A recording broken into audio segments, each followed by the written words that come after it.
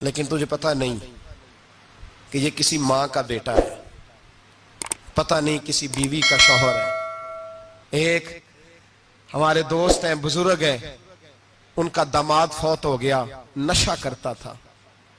تو میں تعزیت کرنے ان کے گھر پہنچا تو کھڑے ہو گئے ہاتھ باندھ کے، کہنے لگے حضرت صاحب باقی ساریاں گلاں چھڑ دیو، صرف نشے تے تقریر کریا کرو۔ وہ جب جیتا تھا تو تب بھی اس کے بچے یتیم ہی تھے، یتیم ہی تھے۔ میری بیٹی جب میرے گھر آتی تھی اور میں اپنے پوتوں کے اترے کپڑے اسے پہننے کو دیتا تھا تو میرا کلیجہ پھٹتا تھا، اور میری بیٹی اس کی زندگی میں بھی بیوہ کی زندگی گزار رہی تھی۔ وہ میری بہوؤں کے اترے ہوئے کپڑے پہنتی تھی، کوئی دعا کرو، کوئی جلسے کرو، یہ لت ختم ہو جائے۔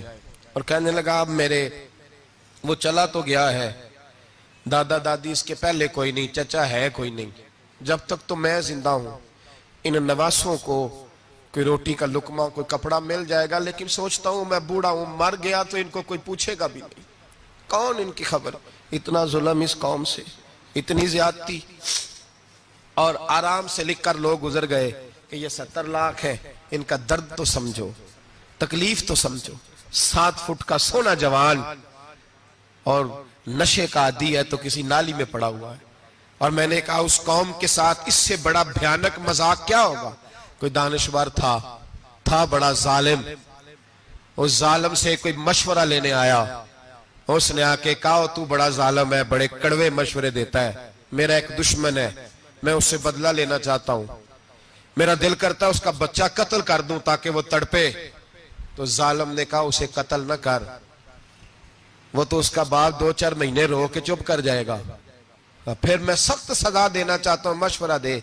تو اس نے کہا اس کے بچے کو نشے پہ لگا دے، جس کا بچہ نشہ کرے گا وہ باپ روز مرے گا، روز جیے گا، وہ ماں روز مرے جیے گی، نشے پہ لگا دے۔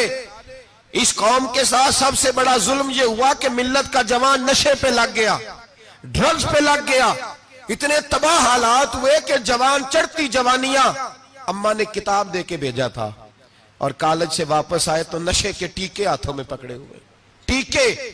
اور آپ کے اس ملک کے اسلام آباد میں ایک دن میڈیا نے وہ خبر بھی وائرل کی اور وہ چیز بھی دکھائی لوگوں کو، 3 مہینے کا بچہ لے کے نشئی سڑک پہ آ گیا، اس نے کہا میرا نشہ ختم ہو گیا، میرا بچہ خرید لو، 2 پڑیاں دے دو۔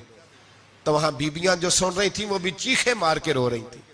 یہ ظلم کیا اس قوم کے ساتھ، اور کرپشن کی لعنت نے اجازت دی سپلائی کرنے والوں کو کہ گلی گلی بیچے، گلی گلی۔ انہوں نے کچھ تھوڑا ظلم نہیں کیا ان حکمرانوں نے، اور ہماری اپوزیشن اس کو نہ صرف اتنا پتا ہے کہ یہ جائیں اور ہم آئیں، اس سے زیادہ کوئی غرض نہیں۔ بھائی کرپشن کے خلاف نکلے ہو تم، نشے کے خلاف کس دن نکلو گے؟ جوئے کے خلاف کس دن؟ قوم تو مر رہی ہے نشے سے، اس کے خلاف میدان میں کب آؤ گے؟ صرف اتنا ہے کہ یہ جائیں اور ہماری باری آئے، اس سے زیادہ کچھ نہیں۔ جتنے مجرم وہ ہیں اتنے ہی تم بنتے جا رہے ہو، اس لیے کہ اصل بات پر نہ وہ آتے ہیں اور نہ اصل بات پر یہ آتے۔ بھائیو، میرے نبی پاک صلی اللہ تعالی علیہ وسلم، اور ایک اور تماشا ہے،